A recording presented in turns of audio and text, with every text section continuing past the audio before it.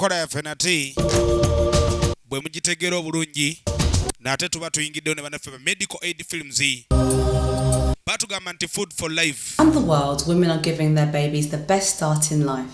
Twagala okulaba abakyala engeri gye bateekebwa okulika nti bawaamu abaana baabwe oba kale okulika nti babatandisa obulamu bupya nga wakazaala omwana omukyala kiki oteekebwa okulika nti okola. I'm so happy to think that I'm giving my baby the best start in life. Wabula ng'onaaga nti musanyufu nnyo okuba nti omwana wa muwadde entandikwa esookera ddala mu bulamu bw'ensi eno nga kwe kumuyonsa. And it feels good. Mbu kiba kirungi nnyo omukyala singa oba omaze okuzaala omwana wo. Because it makes me feel very close. Bambi n'oleka okuba nti omuwa kyeyeetaaga okuba nti afuna nkwe kumuyonsa. Abakyala ebiseera ebisinga temwagalira kuleka ne muyonsa abaana bammwe be muzadde. Ekyo ekintu kibi nnyo. Omwana oteekebwa okulika nti omuyonsa mpaka ku ssa ettuufu lyateekebwa okulika nti akomako. Omwana alina mmenti kuba nti oba ali supposed kuba nti akoma ku myaka 2 okuyonsebwa. Helping women to breastfeed their babies. I've been a midwife for the past 25 years and I became a lactation consultant in 2007. So it's like I've been breastfeeding for a long time. Kale yono omukyala ekintu kino akimaliddemu ddala ebbanga emyaka 2 n'omusobyo kiba kitegeeza nti enkola yonna yonna agimanyi amanyi omukyala wa wayina otandikira okulika nti ayonsa omwana we nawe wayina okulika nti akoma. Breast milk contains all the goodness the baby needs for the first 6 months. Emyezi egisooka 6 omwana tateekebwa kulika nti aweebwa amata ag'enjawulo nga si mabeere. Ekyo kiba kibi.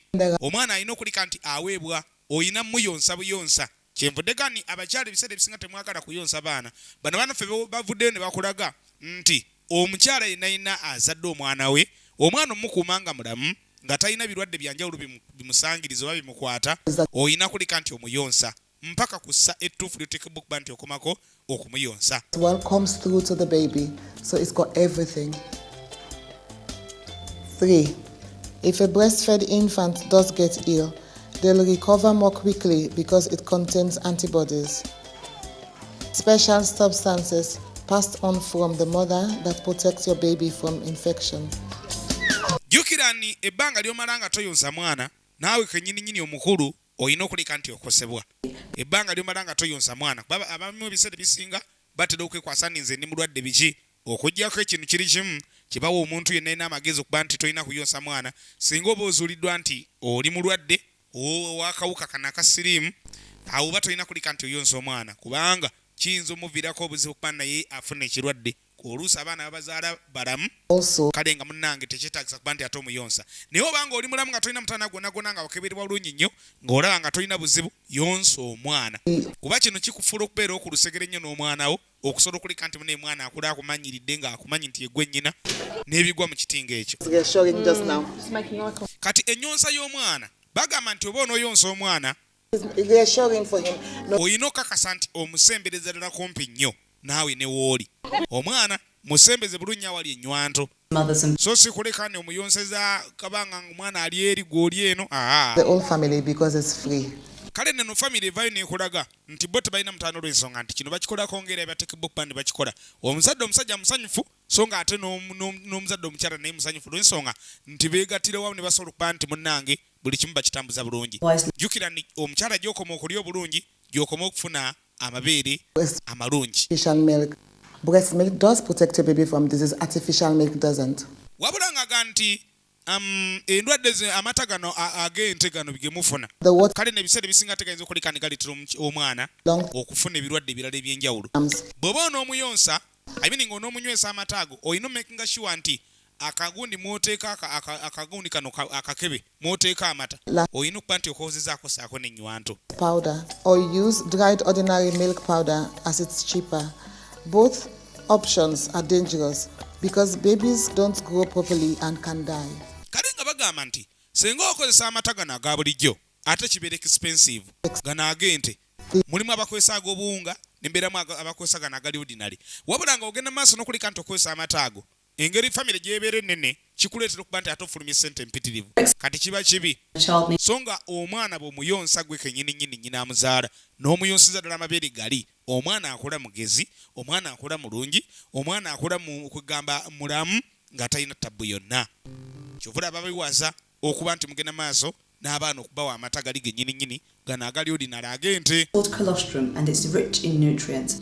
kati abalamu ina engezigezi ez'obutagala kuyonsa baana nga mwakamuzaala mbu kiba kibi nnyo obutagala kuyonsa mwana nga wakamuzaala omwana mulungi wa kuyonsezaawo agamba tagamukola ddala bulungi nnyo olubeerere nga wakamuzaala oti n'otandika okuleka nti omuwerawo ebbeere. Within the first hour of him being born, because I knew it was the best thing for him and the best thing to get milk flow going. When I first had him, I was so tired. I really didn't feel like breastfeeding. Kale yagamba ni we yatandikira nga yakamuzaala yawulira nga mukoowu ng'awulira tayagala kola kino ate Mukama Katonda n'amuyamba n'amuwa obuvumu okusobola okulika nti amuyonsa bambi n'abeera bulungi. In certain cultures, the colostrum is thrown away and babies are given herbal teas for the first few days. This is not recommended. Ono agamba nti mulimu amawanga agamu agazaala abaana ne babateeka eri niko nga tayagala na kumulabako nga nnyina ne batandika n'omuwa caayi omukalu ekyo kibi mu mateeka tekiriyo. Damages the baby's gut and makes them prone to infection.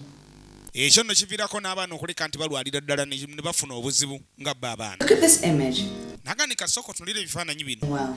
oba ekifaananyi kino. This baby is feeding successfully. Kino kye basaakolinzeeko bakyebeetolozeeko engeri gye beetolozezaako mbu yoyo omwana ayonka obulungi. It's on the best way to breastfeed. Eno y'engeri entuufu ey'okuyonsaamu omwana. In the right position, Mbu musemberezera ku right position kwegamba ku kifo ekituufu awali ebbeere wennyini. comfortable, and your baby too. Kwegamba engeri gy'ayonkamu ndowooza naawe ogiraba. Your baby's body needs to be on a straight line. Omwono omuyonsa kwegamba alina kubeera ku straight line. Baby is not reaching out for their feed.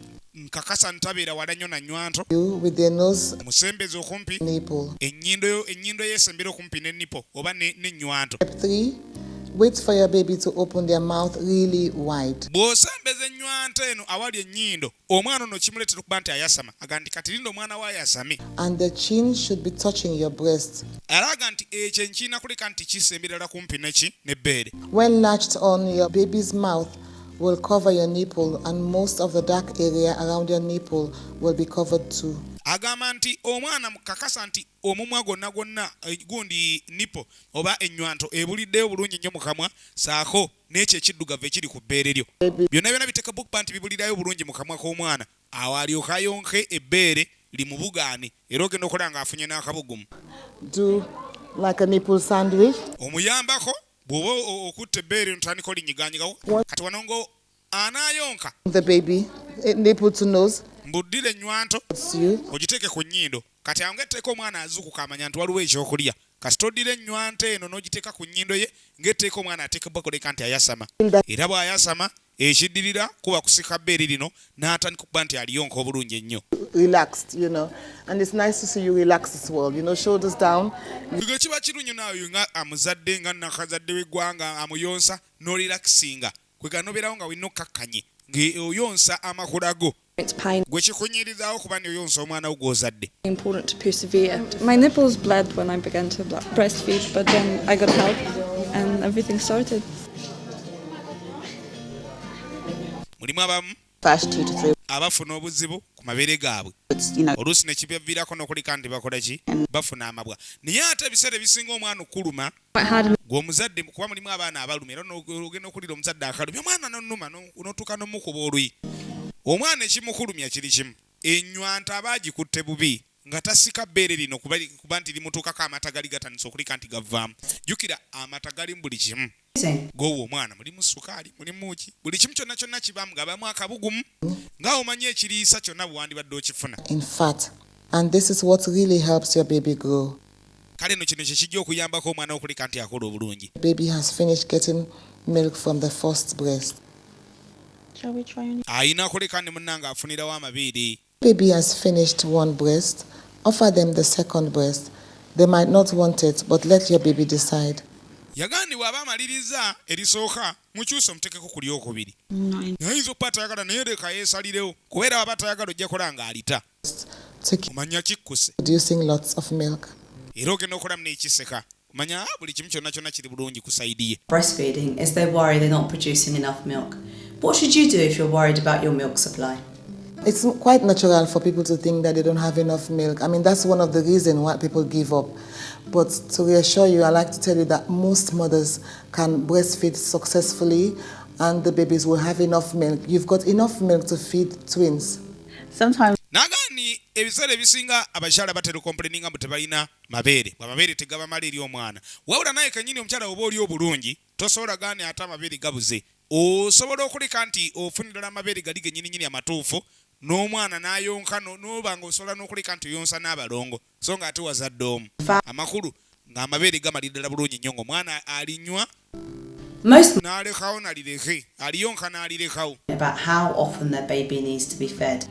era nkati waga nti katumale okulaba banga ky'omwana yeetaaga okuleka nti ayonka alina kuyonka emirundi meka olunaku. And for the first few months of life, the best place for the baby is on the breast. In the beginning, sometimes it's difficult to know how often to feed the baby, but with time they kind of develop a pattern, so you know whether or not they're hungry or if they need a cuddle, and yeah, it just gets easier as you know. Yona agamba nti tosobola kumanya Like I'm feeding him all the time at the moment. omwana ayinza kuleka nti ayonka mirundi emeka kale omuzadde nekitandika n'okuba nti kimweraliikiriza naga nti boli awo kyandetaaze okuba nti waliwo ente awakeekamwamu amata nga tegamumala kuba ayinza okuyonka emirundi mingi ono aganya apaana omwana muleke ayonke mpaka Difficult to breastfeed. kizibu omwana omusalirawo kuba omwana talinga muntu mukulu nti ojja kulya ekyenkya oli ekyemisana oli n'ekyeggulo weebake kati omwana tosobola muyonsa bw'otyo mujja muyonsa ku makya omuddemu ku 7 ate omuddemu ku 2 ng'agenda okwebaka bwe muyonsa emirundi 3 tebamusalirawo ye wonna waayagalira omuweere ebbeere On feeding your baby and getting better.